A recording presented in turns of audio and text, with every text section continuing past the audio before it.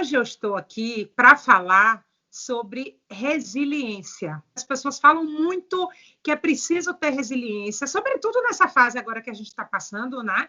A gente tem necessidade de acreditar que a gente tem que ser resiliente, mas na prática é outra história. Então, hoje eu trouxe uma convidada muito especial, que é minha amiga, assim, de longas datas, de 1900 e pular, que eu não vou falar bolinha. E ela está aqui para falar sobre resiliência. Ela tem uma história de vida que essa mulher retada, é inspiradora. Eu tenho certeza que ela vai te inspirar. E depois dessa conversa, você vai dizer, eu não tenho problema. Seja bem-vinda, Sheila Vasconcelos. E eu queria que você se apresentasse e você mesmo dissesse por que você está aqui falando sobre resiliência. Bom, Dica, primeiro, obrigada pela oportunidade. Quero também te parabenizar por todo o seu projeto aí, lindíssimo e útil para a vida de muitas mulheres, como eu, né, e muitas amigas que estão lhe acompanhando também. Obrigada! Bom, eu quero falar de resiliência, né? Não sou nenhuma expert no assunto. Eu acho que a vida me ensinou, assim como pode ensinar todo mundo, né? E, na verdade, não só ensinar, nos obrigar. Eu sou mãe, eu sou casada, sou mãe de 2 lindos adolescentes, Rafael e Giovana. E o Rafa, que é meu filho mais velho, que hoje ele tá quase com 17 anos, né? No final do mês faz 17. E aos 3 anos ele foi diagnosticado com uma doença muito grave, que é a distrofia muscular de Duchenne.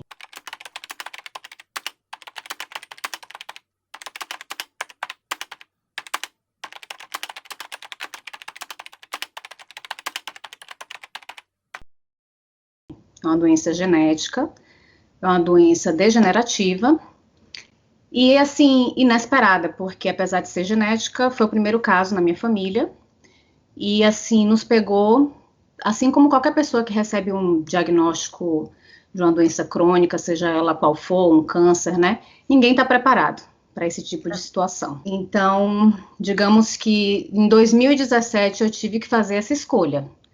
Sim ou não para a resiliência, né? Porque eu acho que problema, você até comentou assim, depois de ouvir essa história, você vai achar que não tem problema. Na verdade, de que eu aprendi ao longo dessa jornada, né? A gente vai aprendendo, eu desisti de medir problema. Eu acho que cada um tem o seu, não interessa, né? Eu nunca quero que o meu seja maior, pior, não existe problema melhor, né?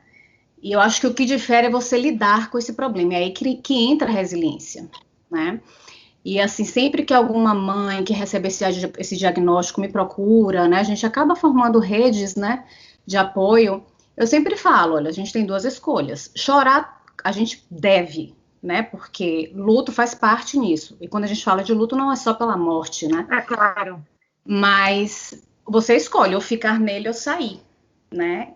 E o sair que eu acho que é a resiliência, você realmente sair daquele lugar de profunda tristeza, não que você não possa ficar triste, não que você não possa chorar de vez em quando, não que você não possa ter medo, pode, óbvio, nós somos humanos, né? Mas não ficar nesse lugar, né? É isso que eu acho que é o mais desafiador, né? Quando você tem que lidar com uma circunstância tão inesperada e difícil como essa. Eu queria que você falasse um pouco como foi o momento, né? Porque eu acho que essa que é o grande lance. Como é que você recebe uma notícia dessa, né? Que um filho seu e a ordem que acaba alterando a ordem natural das coisas, né? Nós, como pais, a gente nunca está preparado, nunca. Notícia ruim, ninguém nunca está preparado. Mas, assim, a gente recebeu uma notícia ruim, uma sentença com o filho, dói muito mais. Eu queria que você falasse sobre como foi receber o diagnóstico, né? O que vocês sentiram, se vocês foram pegos de surpresa, como é que foi isso?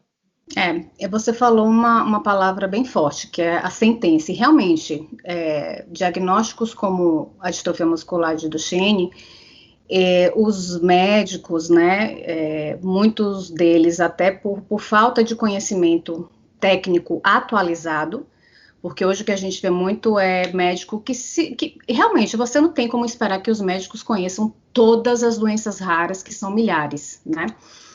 Mas o pouco que eles têm da literatura, que muitas vezes está ultrapassado, eles sentenciam de uma forma muito pesada. E assim, antes do diagnóstico fechar para valer, né, a gente ter o exame genético que dizia que realmente ele tinha, a médica que suspeitou, né, que ele tivesse, e que eu sou eternamente grata a isso, mas ao mesmo tempo eu tenho foi me dada uma ferida que já cicatrizou, mas fica ali aquela recordação ruim, quando ela disse assim, seu filho, os exames estão mostrando que pode ser várias coisas, pode ser isso, aquilo, mas tomara que não seja distrofia muscular de Duchenne, porque se for, ele aos 12 anos para de andar e aos 20 ele não vai mais estar aqui conosco.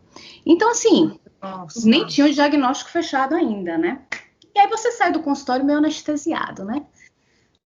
Claro que ele não tem isso. E aí, quando você recebe o resultado, imediatamente, eu só lembrei daquela frase da médica, né? É claro.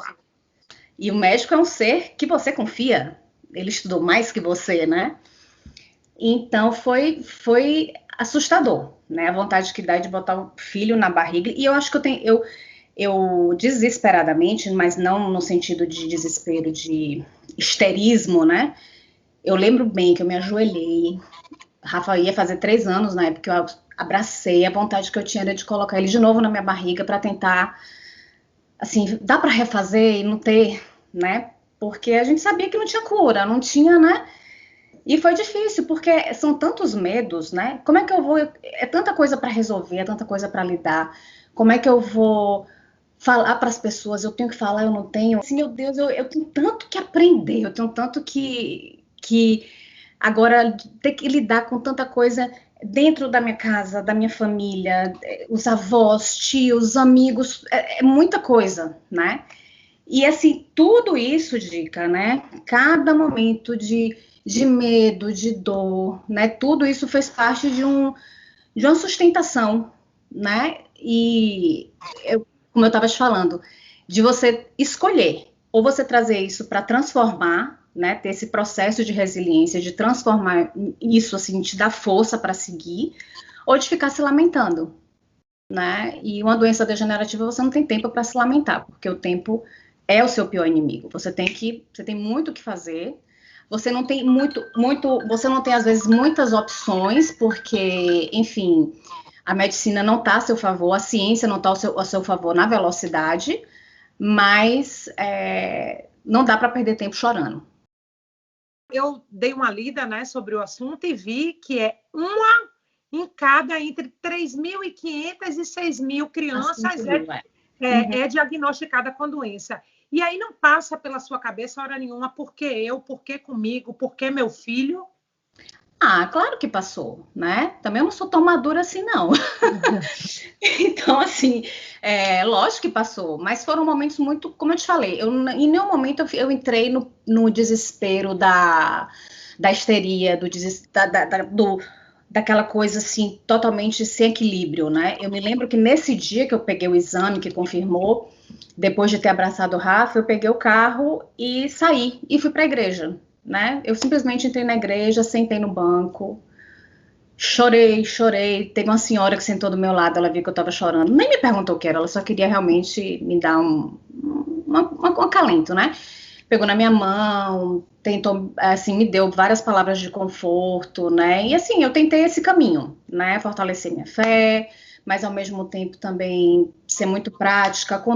Eu e Alexandre contamos muito com a família, no sentido assim de todo mundo tentando ajudar, estudar, ir com a gente para os médicos, sabe, assim, vendo tudo que era possível. E eu acho que a gente tem feito uma jornada muito bonita, porque Rafa hoje está com quase 17 anos, ele ainda anda, né? Então, assim, já vencemos uma sentença. Pois é. Eu não me iludo, sabe, Gi, que eu sou muito, muito realista. Eu sei que, assim, Sheila, você acha que seu filho não vai parar de andar? Bom, o prognóstico é esse, né?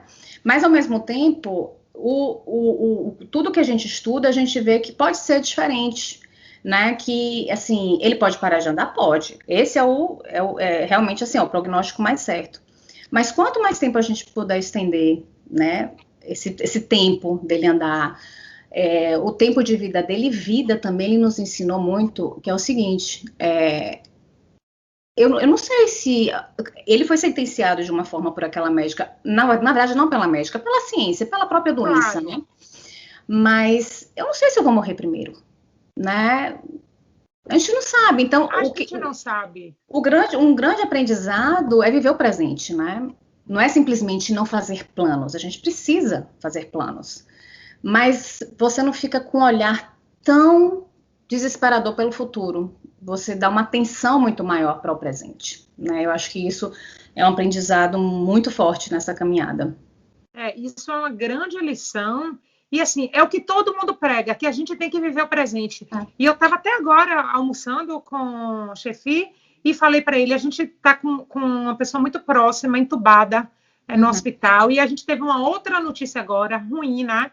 Aí eu falei, amor, a gente fica sonhando com o futuro, a gente só tem isso aqui agora. O resto é o que a gente deseja. A gente tem que viver, tem que ter planos, a gente tem que fazer o nosso planejamento, sim, mas a gente tem que viver com o que a gente tem agora, porque isso é o que é a única realidade. O resto não é real, não é? E é um grande aprendizado. Você foi forçada a aprender. Mas, assim, você vive de uma forma, vocês, né, como família, vocês vivem de uma forma também que eu tenho certeza que é muito mais intensa, que está todo mundo ali, que está todo mundo sentindo, e isso é muito bacana, né? E é um esforço dessa intensidade não virar uma neurose, né? Porque, assim, a gente não pode entrar numa vibe do que cada dia é uma despedida, não, sabe? Não. Como se hoje fosse o último dia, não, né? Claro, a gente vive a vida, mas sem aquela coisa do tipo, né? A gente nunca sabe o dia de amanhã, ok, né? Mas, assim, viver de uma forma bacana, né? Tem dias que é chato, tem dias que é doloroso, tem dias que é massa. Uma vida normal, né? Claro. Mas tendo um foco no presente, né? Fazendo escolhas também. Eu acho que a gente começa a fazer escolhas, os valores, né, vão mudando, né? O que é que realmente importa, né? Isso aí, a resiliência traz muito, né? Assim, quando você tem que lidar com uma circunstância dessa, né? Quando você tem realmente um problema, né? As outras coisas pequenas, elas ficam de lado. Você não vai focar no que não é importante. Você vai priorizar, porque você já tem uma situação delicada na sua vida que você precisa dar muito mais atenção. Então, para que você vai ficar deixando que essas pequenas distrações, coisas que muitas pessoas chamam de problema, atrapalhem sua vida? Não faz sentido, né? Exato.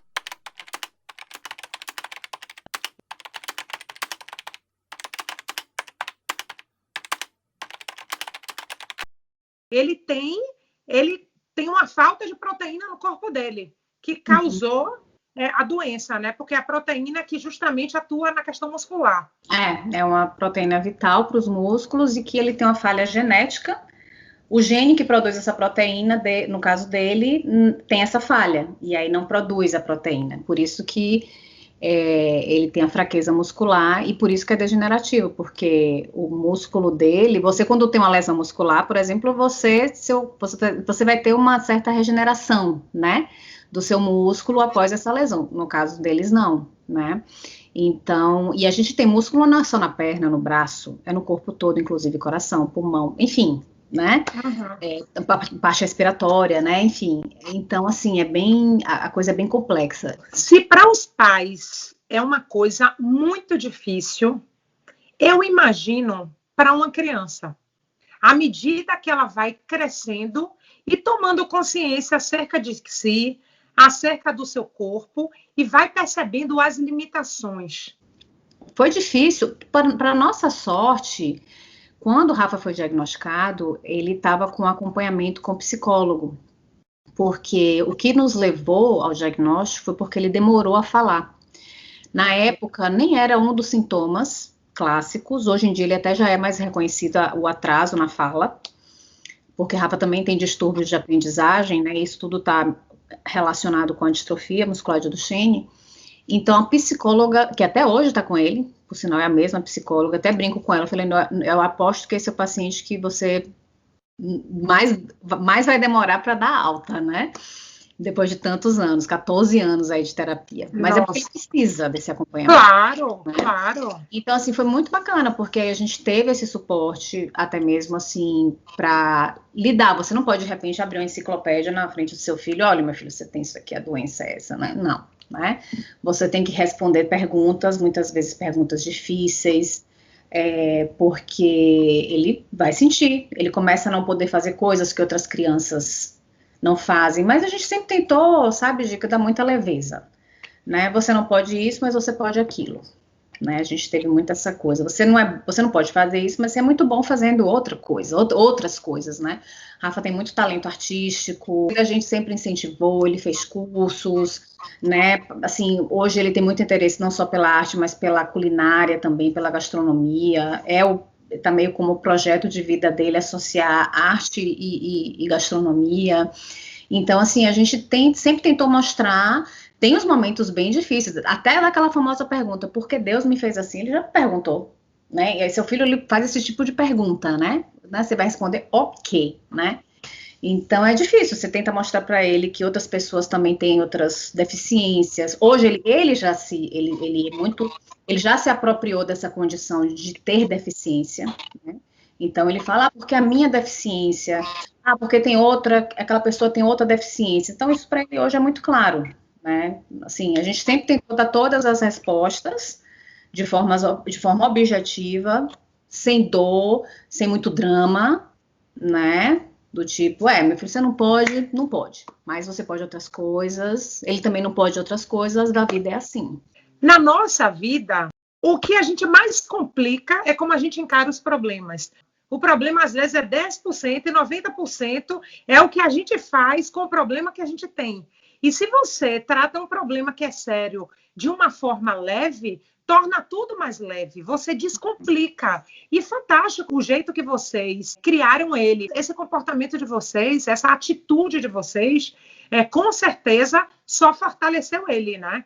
Porque de ele encarar a deficiência, de ele acolher essa deficiência, mas ele também olhar para outros lados. Com quantos anos ele realmente começou a se limitar mais?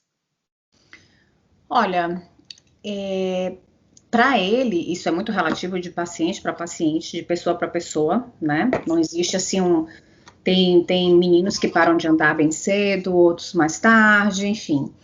Mas, assim, para Rafa, eu acho que a coisa começou a ficar por volta dos 10 anos, 11 anos, assim, o cansaço realmente, assim, ele começou a usar uma scooter, né, que é tipo uma cadeira motorizada, para poder, os deslocamentos, porque, assim, para ir para o shopping, para ir para um lugar mais, um lugar com um espaço maior, já era difícil para ele, né, ficar andando muito tempo. Até isso, sabe, Dica, a gente tentou fazer essa transição, né, que, assim, você imagina, todo mundo, meu Deus, meu filho vai para cadeira de rodas, né, não é fácil, não tem como florear, não tem, é duro, né?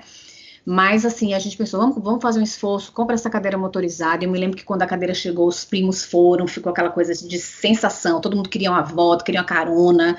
Eu lembro que a gente ia na pracinha em frente ao prédio, as crianças achavam que era brinquedo, né? Eu também quero! E ele, né? Então você tenta montar umas estratégias, assim, para poder dar uma leveza. Mas nessa faixa etária foi quando a coisa começou realmente, né? Assim, hoje, Rafa, graças a Deus, ele tem ainda muita autonomia, né, do tipo, os membros superiores dele, ele consegue almoçar sozinho, todas as necessidades dele de banheiro também ele faz sozinho, ele precisa de ajuda para sair do banho, né, até por uma questão de segurança. Mas para algumas roupas ele precisa de ajuda para vestir, mas ele consegue caminhar. Em casa ele não usa cadeira, por exemplo, o que é muito bom, né? Ele já teve 2 fraturas de perna, que é comum nos meninos, por conta de efeito colateral das medicações, né? Eles ficam com uma osteoporose precoce. Ele já fraturou 2 vezes a perna e mesmo assim continua andando, o que é muito bom para a gente, né? E para ele principalmente. Vocês vieram para os Estados Unidos, né? Vocês também estão aqui. Vocês acabaram mudando completamente a vida da família para tentar dar o maior conforto possível e tratar Rafa para dar a melhor qualidade de vida que ele poderia ter. Fala um pouco sobre isso. Então, Dica, a gente sempre teve muita dedicação ao estudo, né? Ao mesmo tempo que a gente sempre procurou ter bons profissionais de saúde à nossa volta para cuidar de Rafa, né? Sejam fisioterapeutas, fono, psicólogos, médicos, a gente sempre estudou muito, né? Tanto eu quanto o Alexandre. E a família também, minhas irmãs, cunhadas, meu irmão. E assim, todo mundo ficava procurando, né? Vamos lá, tendo muito cuidado, porque também tem muita coisa enganosa por aí, muitas falsas promessas, tratamentos fakes, né? Enfim. Não só no Brasil, no mundo afora. No mundo. Do mundo. E aí, a gente sempre ficou de olho nas pesquisas, né? Assim, estavam já, graças a Deus, o avanço de alguns estudos, e aí surgiu a oportunidade de uma pesquisa aqui nos Estados Unidos para uma medicação, e ele preenchia os requisitos, né? O único desafio era que era aqui nos Estados Unidos, né? Então, quando as pessoas pensam, eu faço qualquer coisa pelo meu filho, lógico, eu acho que a gente faz, mas tem coisas que, assim, nem sempre dá. Eu acho que a gente realmente conseguiu algo surreal mesmo de estar aqui. Não só nós, eu conheço outras famílias estrangeiras que vieram para cá com o mesmo propósito. E foi aquela coisa de cara e coragem, né? Porque não existe um visto para essa necessidade que a gente precisa. Então, a gente veio para cá de forma legal, óbvio, né? Claro. Eu apliquei para um visto de estudante, para poder me manter aqui de forma legal, e fizemos essa transição muito assim, eu falo cara, coragem, foi planejado, mas quando a gente viu, eu tinha, assim, entre ele ser aprovado na pesquisa e a gente ter que estar aqui, foi um mês. Claro que antes disso a gente vinha planejando, mas assim, eu não tinha como planejar nada, eu não ia alugar uma casa, eu não ia, né? Quando saiu a aprovação dele, que ele foi aceito no estudo, eu tinha um mês para pegar visto, onde é que eu ia morar, enfim, e foi assim, nós viemos para cá, eu morei quase 6 meses aqui com Rafa, minha irmã veio comigo, na época ela estava disponível, ela veio para dar uma força, Alexandre ficou no Brasil com Gigi, minha filha estava terminando o Fundamental 1, então a gente achou melhor que ela concluísse o estudo lá, até para ver se ia dar certo aqui, para não fazer aquela mudança todo mundo, né? E aí, em janeiro de 2018, a gente veio em 2017, em janeiro de 2018, a família toda estava aqui junta de novo, né? Fomos para o Brasil passar o Natal, depois viemos.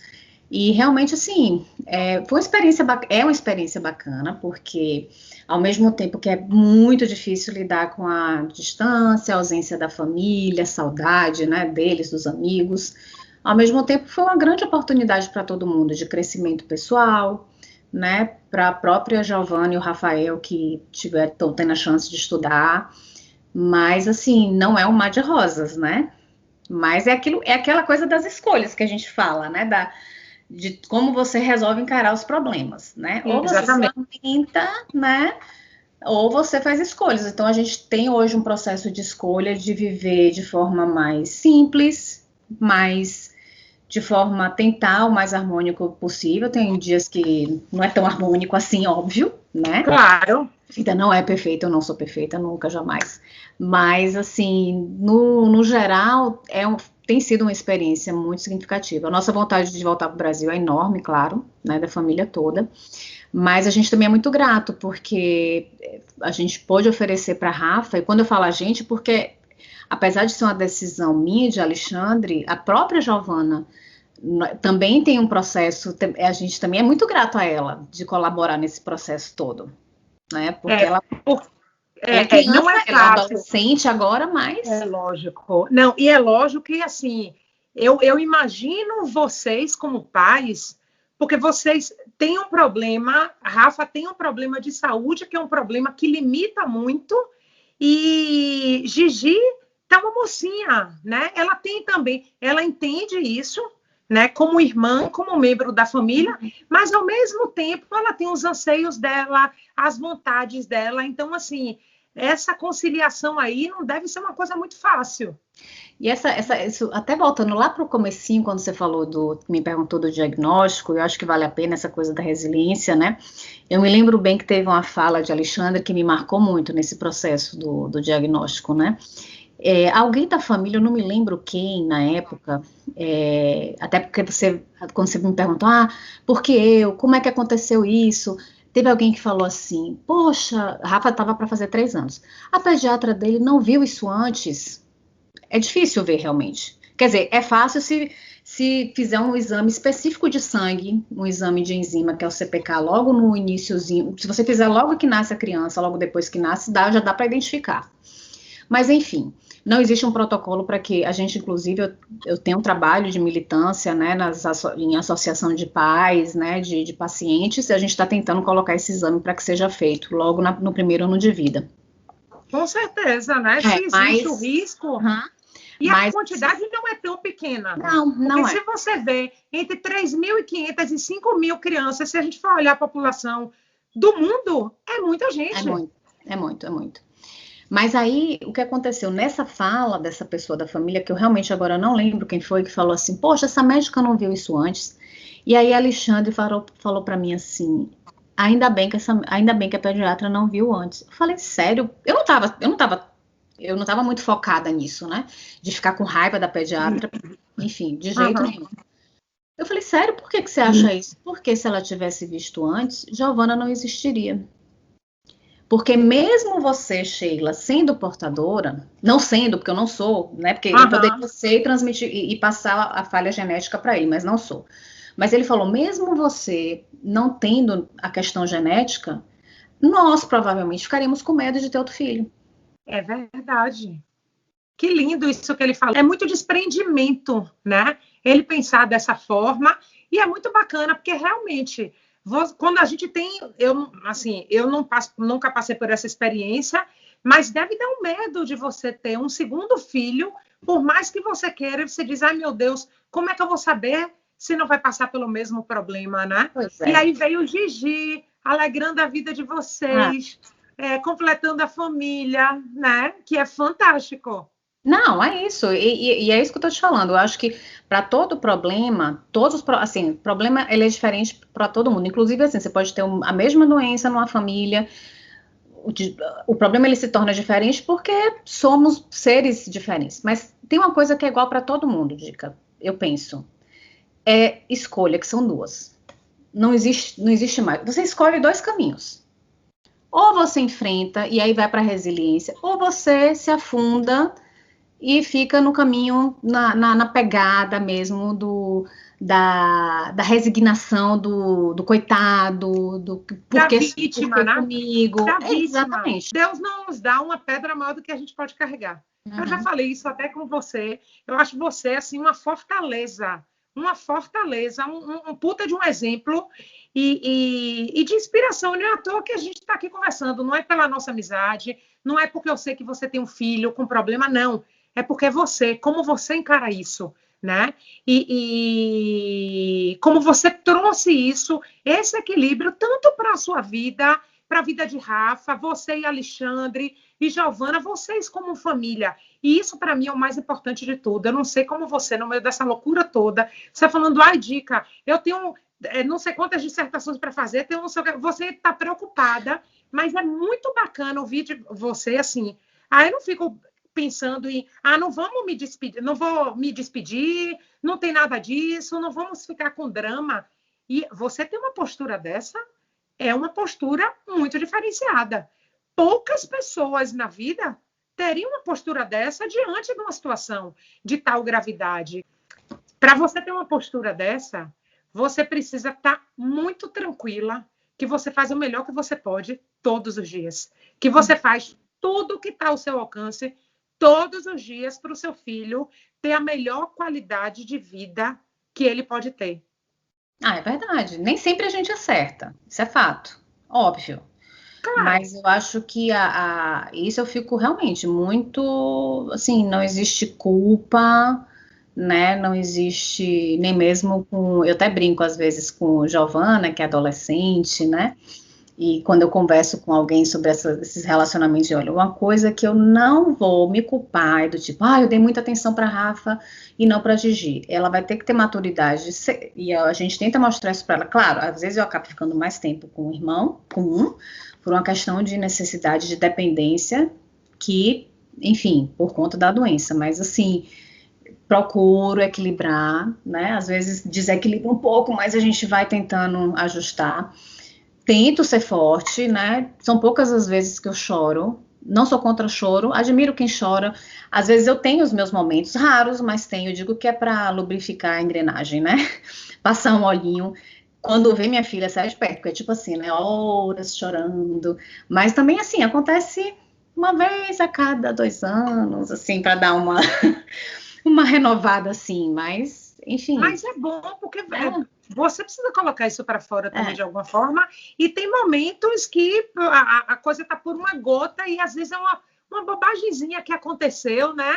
Mas na verdade tem um iceberg embaixo daquela pontinha só que a gente está vendo. Eu acho muito bacana. Rafa tem um trabalho lindo, né? Você, como você falou, vocês incentivam muito, ele já fez muito curso, ele gosta muito de arte. E eu acho que a arte é vida. Primeiro que a arte é uma forma de expressão muito grande, né? E ele utiliza isso para ele colocar para fora o sentimento dele, ele coloca em tudo que ele faz, aquilo que tem dentro dele. Isso é muito lindo. Eu queria que você falasse um pouco sobre isso. Pois é, Rafa, quando ele estava ainda na educação infantil, a professora de artes, né? Mãe acha tudo lindo de filho, né? Então é suspeito, né? Qualquer borrãozinho, que lindo que meu filho fez. Normal. Estranho seria se fosse diferente, mas a professora, uma das professoras de arte dele, me falou, nossa, Sheila, Rafa tem ele investe num trabalho. Aí eu me lembro que teve um ano que ele tinha, acho que uns 5 anos, ele participou de uma oficina de arte e cultura, que uma pedagoga e uma psicóloga fizeram lá em Salvador, muito bacana, um projeto chamado OCA, e eu me lembro que eles tinham fotografia, vários tipos de arte. Aí eu me lembro que o parte da fotografia, a Andréa, quem foi que trabalhou essa parte da fotografia, ela ficou impressionada, ela, Sheila, eu preciso te falar. As outras crianças, ok, lindos os trabalhos, fotografavam a planta, fotografavam aquelas coisas que estavam ali perto e tal. Rafa, ele achou uma pia velha no canto do quintal, porque era o ar livre, né? Ele foi fotografar a pia, a torneira toda velha, enferrujada, mas ele quis fotografar a pia. Então, assim, ele sempre, desde cedo, tinha um olhar mais, né, para coisas, tanto que, assim, a arte dele é muito livre, ele não gosta, as tentativas que eu fiz, do tipo, Rafa, uma pessoa queria que você desenhasse uma coisa, um tema, né, um robô. Não estou inspirado, não vou, ele detesta. É muito artista, né? Muito artista. Totalmente, é do jeito dele, as cores que ele quer, não me pede, não me faça encomenda, ou você aceita a minha arte, né? É dele, é arte livre. Claro. Ele não vai, por exemplo, te desenhar, não é a dele, não é o talento dele, né? Mas o negócio dele é pegar coisas que ninguém dá valor, né? Eu vou aqui na Goodwill, aí ele vai lá, cata um monte de coisa que misturado com pedaços de brinquedo, com pedaços de coisa eletrônica, e atualmente ele usa muito cola quente e vai montando escultura, enfim. Amiga, a gente poderia ficar aqui falando horas, né? Sua resiliência realmente é fantástica, é uma lição, né? E eu só tenho a te agradecer a você abrir sua vida, compartilhar a sua vida íntima, a vida da sua família, né? Aqui com a gente, para poder inspirar outras mulheres, para a gente olhar para dentro e ver, será que isso realmente é um problema? Será que eu estou vivendo como eu deveria viver? Será que eu estou prestando atenção no que é importante? Será que eu estou vivendo o presente? Né? Então, assim, eu te agradeço muito por você doar o seu tempo e compartilhar essa história tão linda com a gente. Eu que te agradeço, Dica. Para mim foi uma honra, um prazer.